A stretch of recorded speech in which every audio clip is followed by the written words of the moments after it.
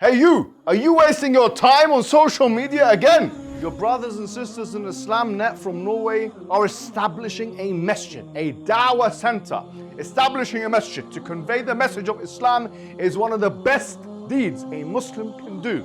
There's a huge need for it in Norway. You know this and I know this. So that makes the reward even greater. So give generously and Allah Azza wa Jal will give you even more.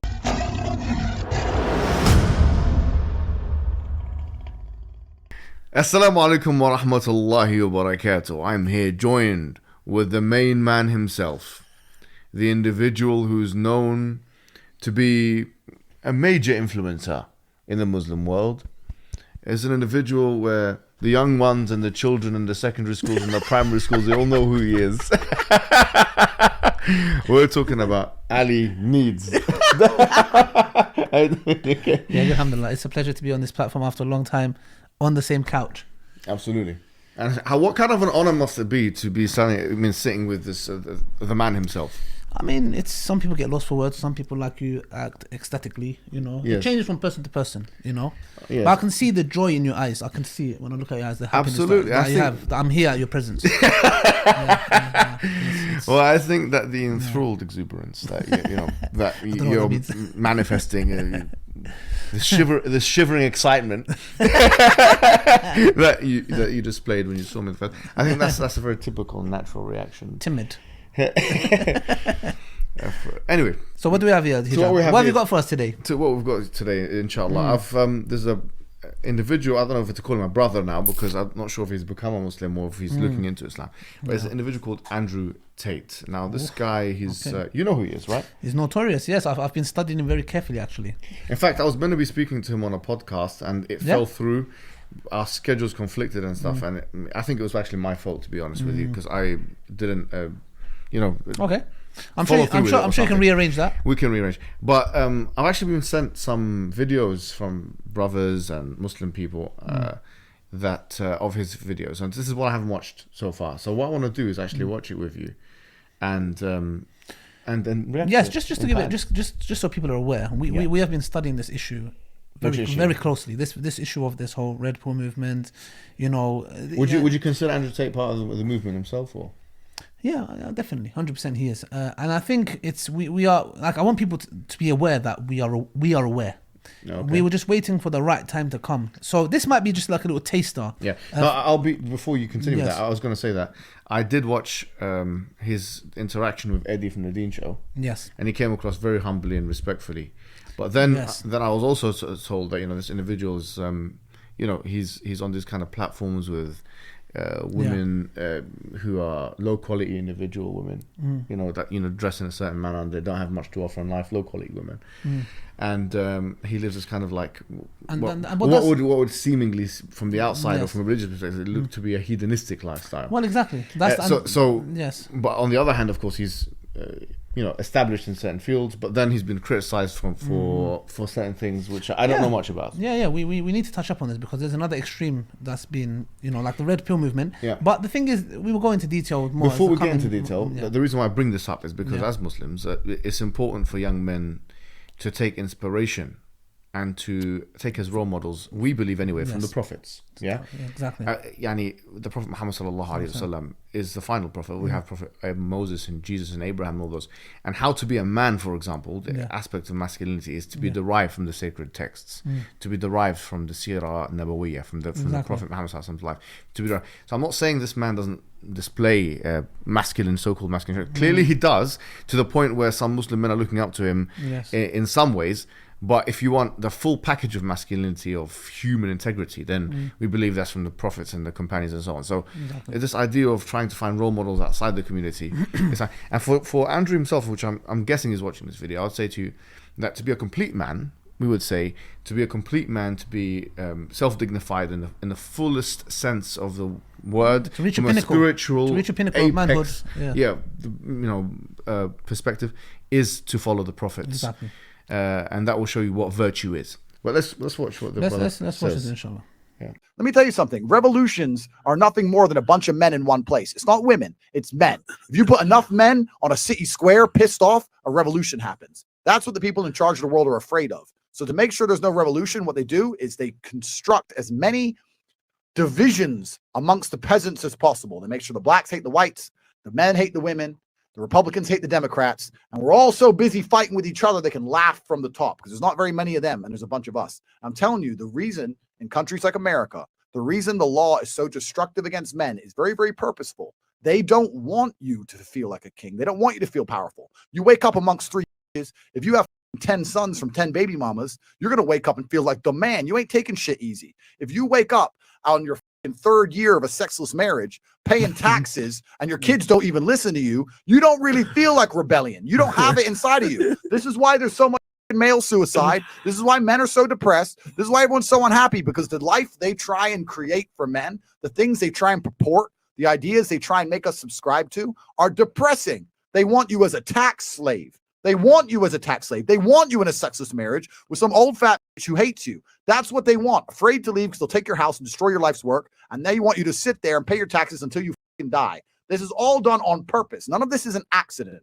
It's all very purposeful. And in countries which are not like this, in countries where men still have that masculine essence, in countries where they're still in control of their own household, when the government tries to become tyrannical, it's far more difficult to do because the men get together and say, you know what, women, clean the house. I'll be back in 2 hours. I'm going to tell these guys to get.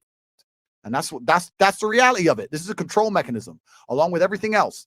Everything you see on TV, this is my final rant. Everything you see on TV is a control mechanism. All the shit they put on Netflix is a control mechanism. Telling you that you have mental problems you don't have is a control mechanism. Telling you, you can't focus on anything for 2 minutes because you have ADHD, or you're depressed and you can never fix it. They're trying to control you. They're trying to dampen your life force. Making sure your woman doesn't listen to you is a control mechanism. Making sure you can never leave her without being financially destroyed is a control mechanism. It's all control mechanisms, all of it from head to toe. You have to resist the slave mind. You have to look at it all and understand they are trying to make a slave of you. And when I say slave, I do not mean slave likely. I mean the word slave. They are printing money from the sky and you're giving up your life for it. If they can create something in unlimited amounts anytime they want, and you'll give up your life and time for that said thing, you are their slave. They don't need to use power and control and whips anymore. They just have the money print button. It's slavery. And they need to make sure that even if you know that, you don't feel powerful enough to do anything about it. All of this, every single thing about the modern world was deliberately constructed to get us to a point where they can come along and lock you in your house for something with a 99.9% survival rate, and you're going to sit there and take it like a bitch anyway. That's what all this shit is, including being in a position where you can't even tell your own woman she's not allowed out with her friends to get drunk with a bunch of dudes, because you're not even allowed to do that. If a wife comes home and goes, I want to go out drinking tonight, you go, you're not going nowhere. Oh, I want to go out with my friends from work. You're not going out with them men. That's coercive and controlling behavior. Bro, you can't even tell your not to go get drunk with dudes. They'll call that abusive. You're an abusive misogynist. You're Andrew Tate. Cancel him. It's insanity, and it's all done on purpose. I don't want anyone to sit here and think this is some accident we've arrived at, or that we're here now and it's no big deal. This is very, very purposeful, because when you destroy the warriors of a society, that's how you usher in slavery. First thing the Romans did when they conquered the Greeks is kill all the warriors, all the fighting age males. You leave the soy boys and then you can conquer it. Done. That's what they're doing to us. They're trying to destroy the warriors. So my G's, the ones who are left, don't worry about it. We got bigger fights coming up. We got bigger wars coming ahead of us. So if you want to fuck some, go fuck. Because I really believe the next 10 years are going to be difficult for men of stature. I really believe that. So, like, to me personally, bro, there is truths into what they say, what he's saying. But obviously, we don't agree with like a lot of the stuff. Like, forget the delivery and swearing words. Put that to a side. There is an attack. Like, for example, why is it that if I was to tell my wife that she cannot go out with, we don't live that lifestyle, but like, let's suppose, I was a non-Muslim and I had a wife, and I told my wife, I don't want you to go out with your friends. Why is that abusive? Why is it? And he's right, bro. Like, if you look at war in history, and the Prophet Muhammad, peace be upon him, also this implemented throughout history, that when you go to war with a specific nation who has transgressed over and over again, usually the men are executed. Period. Why? And why? It's you can see, because at the end of the day, a man plays a pivotal role in the future, and also when it comes back to our nature, we are going to be rebellious. Do you get what I'm trying to say? So that's within our nature, but why is it seen as oppressive? Or like, for example, when I took more of the end a bit towards what he said, is that a man cannot even tell his wife, I don't want you to do A. So how do we expect anything? Like, I don't know. I was listening to what you said, and it seemed like there was there was more than one kind of commentary here. It's Yes. almost like a political commentary, and then There you had was. a, And it- there and was it a moved social into- commentary, and then you had like a domestic gender Yeah, but commentary. it went from macro to micro. yeah, and Because it's authority. Politically, it's authority. I'm with you, but okay, so these elites that he's talking about, Yes. right? So how do they benefit from? There are questions I have Yeah. on these theories. Like, how would these elites benefit from the lack of a warrior class? For example, if America, take that as an example, as a superpower, Yeah. were to have a weaker military force, what would that do for its hegemonic power? And this idea of divide and conquer, like put these people here and put these people here, that's more tenable. I think you can make an argument for that. How that links to like what red pill pillars like Tomasi and others they're called like the gynocentric order Yeah. and these kind of things is more difficult for me to try and understand. But what he's saying in terms of the gender discussion is interesting. Why? Because it's when Moral Farron was talking about in his book The Myth of Male Power, and he's talking about the definition of power, and he said the definition of power is the ability of someone to take control of their own lives. Yeah. Okay. And what he's doing is, in effect, he's taking that definition of power, knowingly or unknowingly, right? And he's saying, look, you're not really in control of your own life, because a man is not in control of his domestic affairs. Yes. He's not in control of X, Y, Z, all these things that historically he has been in control of. Yeah. And this is causing a psychological backlash for that man. Yes, you of see. course. Now, if that's the way it's being phrased, then there's great truth obviously in that notion, right? Yes. And it's a counterbalance to the feministic narrative, which says that, well, what we have is an oppressor-oppressed relationship. You've got the patriarchy, you've got men being oppressed by women being oppressed by men, and that's how it works. Well, if you redefine what power constitutes here, power is the ability of a man to take control, or a person to take control of their lives. He's outlining examples, suicide and lack of domestic control, or payments, or the fact that a woman can take half of the man's income even though she hasn't contributed to it. You know, Exactly. these kind of things, which frankly, Islamically, Yeah. from our perspective, completely we're against these things. In addition, I'll add to it, for example, to the things like custody of the children, or the fact that a woman can take complete custody and just through the power of accusing a man, stop and prevent a man from seeing his own children. Okay, Exactly. These things are really Yes. these things in society are deep-rooted injustices we would see from an Yes, Islam perspective. yes, exactly. Unfortunately, what we're seeing in the Muslim community is that some women are actually jumping onto the bandwagon and taking these I'll leverage. rephrase that. A lot of women. Yeah. So, Not some women, Yeah. a lot of women. and I'm- so you know, that this is where this discourse is actually legitimate. yes. But where it comes together into some kind of grand conspiracy, I think we would need to unpack it a little bit and Yeah. clean it up a little bit Yeah. here. But there's certainly some grievances Yeah. which need to be redressed. What else would you say, bro? I mean, like you said before, like the whole thing of, world order. Look, I'm not really concerned about that right now. Do you get it? Like, if there's an outright attack in my very household, I need to fix what's in my household, bro. I don't like right now. I'm not care about like the judge come in and the Antichrist and right now I have to deal with what's happening in my house. And the thing is, like I said before, is that we speak to a lot of brothers, and this issue, what we need to understand is that there's another extreme happening now, because the nature of men and women have been so corrupted.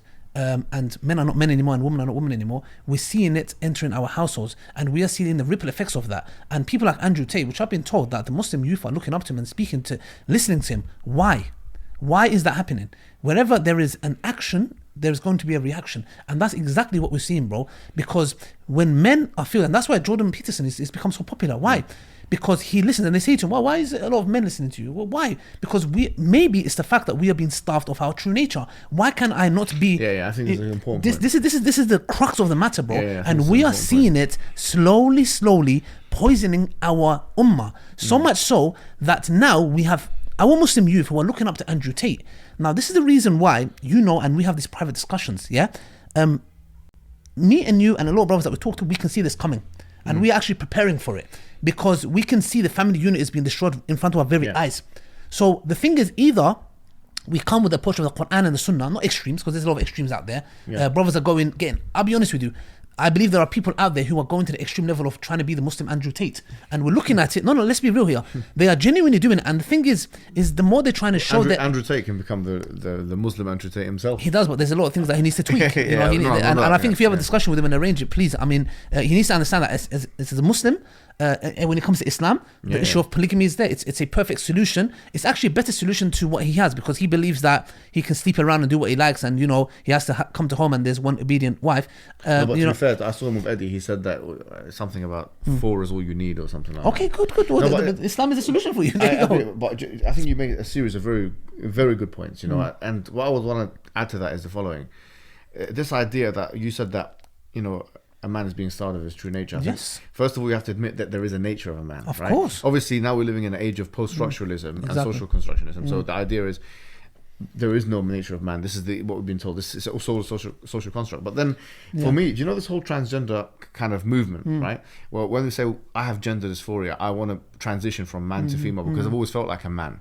That presupposes a true nature of a man in the first place. So there's a contradiction here that lies within the social constructionist ideology, which is that they, on the one hand, you can't actually transition. Let's put it in racial terms. Okay. You can't transition from being white to black unless there's such a thing as being black and such a thing as being white. Exactly. Likewise, you can't transition from being white, a male to female, unless there's such a thing as being a man. Exactly. And such a thing as being a woman. Exactly. So unless we're all born with gender. What you were saying, what you were saying about the true nature of man. A lot of people I know, especially from the left-wing inclination, like proclivities from that side, are going to say, well, actually, this is all gender construct. But then, if it's a gender construct, then the transitions from one construct to another would be almost meaningless, almost completely subjective. It's self-defeating. It makes no sense to me. So that's the first thing. There is a true nature of a man. Yes. And there is a masculine archetype out there, and it can be manifest. And this is what our religion teaches, Yes.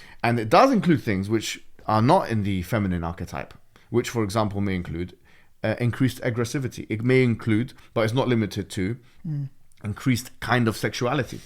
And it's almost like as if many men today, and I think we would agree even within Muslim and non-Muslims, feel like they've been starved of being able to manifest that reality without being shamed by society. Exactly, and that's why you have the other extremes. If they engage in some kind of self-defense situation, or if they want to be in a polygamous reality, whatever it may be, because you want those things, are to be shamed. How dare you? You should, in fact, feel guilty. You should feel guilty for that. And in fact, this whole polygynous nature that you have is a construct, and you're harming people from feeling like that. And it's a nature. Let's get this right. Polygamy, being polygamous, is not a choice. It's your nature. Let's get that very correctly. Unless you're homosexual. Or maybe a transgender. No. Or you have low testosterone. Even if you're homosexual, you might still be polygamous. You know what I'm talking about. Exactly. as even they looked at, for example, gay men, and they realized that when it comes to, they are still visually stimulated. Yeah, gay men. It's the same. Like, you don't see that with women, but with men, like, with visual creatures. You'll be watching this studies. So the thing is, it shows that if that's the case, then a gay man could also still be polygamous with his nature, wanting to be with different men, maybe. In fact, yes. The point is this, though, that's within their nature, and that's what it's seeked into. Brothers, bro. I speak to brothers, and they're like, "Oh no, bro, I'm happy with what." I'm like, "Yo, hold on a second, bro. Where'd you get that from?" And like, well, I'm hold on a second, because I have to look at the brother in the eye. I have to take, like, and I said, "Look, bro." Like, and I would break it down, and he'll be like, "Oh no, if my wife was okay this time," I'm like, "Whoa, hold on a second. So that's your nature. So what's stopping you is that the wife is being upset." Now, another thing that you mentioned is that gender cannot be social constructs, because Jordan Peterson talks about this. He goes, if you look at Scandinavian countries which are egalitarian, that you will see that usually he says this. It says men are interested in things and women are interested in people. And when you see egalitarian countries like the Scandinavian countries, you see the disparity growing. So he's saying, well, how can that be the case? Because if it's socially constructed, when you put these things and when you let them be, egalitarian, then how is it that these women tend to go to childcare and men tend to be engineers? Yeah, exactly. This is exactly the point that I think probably is where Peterson got it from. Because he hosts him is Warren Farron's magnum opus, or his main book, which is The Myth of Male Power, where he was talking about when you look at the trends of what women are interested in by nature. Romance novels, this is not something which they're being forced to buy. No one's forcing a woman to do, and it's cross-cultural. Like, if you see this, the fact that it's cross-cultural and it's historical, it's an extremely difficult and problematic case to make, to say, well, actually, women don't like love stories, and they don't like romance, and they don't like novels. This is a social construct. Because if it's a social construct, it seems like there was an interestingly immense collaborative effort. Yes. It's a mass conspiracy. It's a mass, no, not just a mass conspiracy. The biggest mass conspiracy known to man, or I should say women as well, which is that all societies have come together and says, oh, women, do this. Yeah. Even though the ones in the most desolate and derelict of places, and men do this. You know, there was a study that I remember looking at some time ago called Bandora, Ross and Ross, when they were looking at the effects of children, what kind of toys they like. You know, the boys like guns and these kinds of things, and the girls like, you know, dolls and this kind. Yeah. If you want to try and eliminate that from the nature of man and say there's no nature, then we have a problem here. So the first thing is we have to admit there is a nature, there is a fixed masculine archetype. And by not being that thing, by not being able to manifest that thing, by not being... then this is going to cause resentment. Yes. It's going to cause hate. It's going to cause... And as you correctly said, I think every action has an equal and opposite reaction. Yes. If there's a segment of our population, whether it's women or otherwise, who think that men are... this is going to put men in order and check, or they're going to get the best out of life by doing this, all they're doing is... It's an act of self-deception. There was a pediatrician, if that... Yes. So he done a study. So what he did is he got to this... young girl. So he got a young girl. So there was two parents. So he wanted to carry a study out on her. So what he did is he got this young girl and he gave this girl from a very young age trucks to play with. So she would start playing with trucks, etc. And then when they were carrying out the study, what he did is like they asked the parents to go in the room, and when they went to the room, they actually saw the young girl hugging the truck, and there was a little truck, and the girl actually labeled the big truck the daddy, and the mummy, and the little truck the baby. So you can see, even when you've given them a truck, which is it's a boy's toy, she turned it into a mother and turned the little truck into the baby. So you can see that it's innately within their nature. And to deny this is to be stupid. And I think you've done a good job in putting the case, and we've obviously answered. One thing I would say to Andrew Tate is that, like, this whole thing about there's going to be a war coming, and this, I think, is part of his nature, that he's conflict orientated, and that's for good reason. Like, I think he was a fighter before or something. Like, he's a retired. It might be for marketing reasons. Maybe. No, but I think every man wants to do this. Part of our nature that we are conflict orientated. You know, That's, my nature kicked in. My nature kicked in. Some are more effective than others. You know, but what I was gonna say was that my violence side. This war against, I don't know, the government or whoever he thinks is going to be a war against. I think this is a fiction that he's created, a dramatized fiction that he's created for himself in order to fulfill his own nature. I say to him, look, you don't need to rely on these kinds of fictions. We have the religious narrative. Exactly. And for us as Muslims, there's always a kind of jihad going on, whether it's an inner struggle or there's going to be an outer defense or something like that.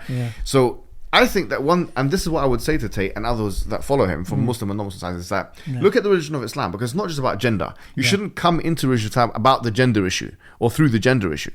The religion of Islam is fundamentally about believing and worshipping one God worthy of worship, the all-knowing, all-wise God that tells all human beings how to live their life in a way which wouldn't make them cognitively dissonant, would make them upset, make them depressed, make them feel like they're not manifesting their nature, and in a way which is commensurate and congruent with the spiritual right path, which is what we call the Sirat al-Mustaqim. So I would say, look into the Qur'an properly, read it, read the biographies of the prophets, read the biographies of the companions of the Prophet. You'll see masculinity exemplified in the most manifest way you've ever seen it in your life. And of course, for femininity, women can look at the mothers of the believers, Mary, the story of Mary in the Qur'an, and so on and so on. And one thing I would end this video with is the following. The Qur'an says something really powerful on this whole issue of gender issues, which is وَلَا تَتَمَنَّوْا مَا فَضَّلَ اللَّهُ بِهِ بَعْضُهُمْ عَلَى بَعْضٍ. That do not wish what the other one has, basically, what Allah has given. لِلرِّجَالِ نَصِيبٌ مِمَّا اكْتَسَبُوا وَلِلنِّسَاءِ نَصِيبٌ مِمَّا اكْتَسَبْنَ وَاسْأَلُوا اللَّهَ مِنْ فَضْلِهِ. To men is a portion of what they have earned, and to women is a portion of what. In other words, it's we believe in a complementarity between men and women. This is the system. There are roles and responsibilities that men and women have, and Islam puts it both together in such a beautiful way. Perfect way. It's a perfect way. Wallahi. It's a symbiotically perfect way, which allows both to manifest their natures in the best way possible, and in a way which both will feel spiritually connected to the Most High and most familiarly and domestically connected to each other as well. And let me tell you something, just to end on this here. That's why we see... No, that's where it's going. Go on. My masculine side kicked in. The thing is... Which doesn't exist. And that one is a gender construct. when you look at a lot of women who's coming to Islam, it's because they truly understand and they come into connection with their true nature. Yeah. Now, what's happening with the Red Pill movement is that a lot of these men, that's what Andrew Tate said, if I was to bet on anything in the next 5-10 years, it will be Islam. Yeah. Why? Oh, yeah, that's what he right, said. right, yeah. Why did he say that? Because at the end of the day, I'm not going to say his true manly masculine nature, because I believe they are transgressing. They're transgressing a bit. When he comes to Islam, Islam will balance that to what being a real man is. Because I believe his likes and the Red Pill movement are transgressing those limits of being masculine. I think they're going a bit overboard. Yeah, so I believe there's going to be a phenomenon of a lot of men like coming to objectification Islam. of women. Yes, and bro. this kind Yeah, of bro. things. Let's get that very straight. Yeah. Yeah, This sexual is yeah. You're going abroad. The like profanities. Allah, exactly. Like Allah says in the Qur'an. Lack of compassion. Yeah. He's allowed for us to, you know. He's given us like married, twos, threes, fours, etc. And those after that who transgress, because Allah saying, look, I've allowed you to do justice, marry anyone, right? Exactly. But Allah's put things in place for as a man for me to have intimacy in the right place. Yeah. But those who go and commit zina, you've transgressed now, because Allah's giving you options. So the same with the Red Pill movement, you guys are transgressing. When you come to Islam, you'll have a balanced way of being a true man and not trying to go extra miles by posting ridiculous, pathetic stuff that you do to your wife. Overcompensate. Yeah, doing to your wife, like which is dhulm, which I'm not going to get into detail. But that's it. I think there's more to come. This is just a tip of the iceberg. This is a phenomenon that's affecting our ummah. And be rest assured that me, Mohammed, Hijab, 𝙗𝙪𝙞𝙬, we are closely working on something that will have a fine balance. That we don't have our brothers looking up to people like Andrew Tate. Yeah, and our sisters who are going to maybe put suffering. But when I mean suffering is because at the end of the day, we need to blame ourselves as well. Because as a Muslim woman, if you don't have your true nature and being yourself and respecting your husband, don't be surprised when you have many Andrew Tates or many Andrew Tates coming to your household, because we can't just blame that. For every action, there's a reaction. Our sisters are also causing a lot of Muslim men to turn to that direction. So inshallah, we will have something that will be balanced from the Qur'an and the Sunnah that helps us to re-establish the family unit. And that's what it is. It's in the Qur'an and the Sunnah. And this is what we call everyone to, the Qur'an and the Sunnah. Wassalamu alaikum wa rahmatullahi wa barakatuh. The Prophet Muhammad sallallahu alaihi wasallam told us that whoever builds a mosque for Allah, Allah will build for him a similar house in Jannah. And we know the great reward that will not only be gained, but rather will fill your grave after your death. Whenever someone prays there, whenever someone gives shahada in the masjid, whenever someone learns something in the masjid, yes, that will be something that you'll have on your scale.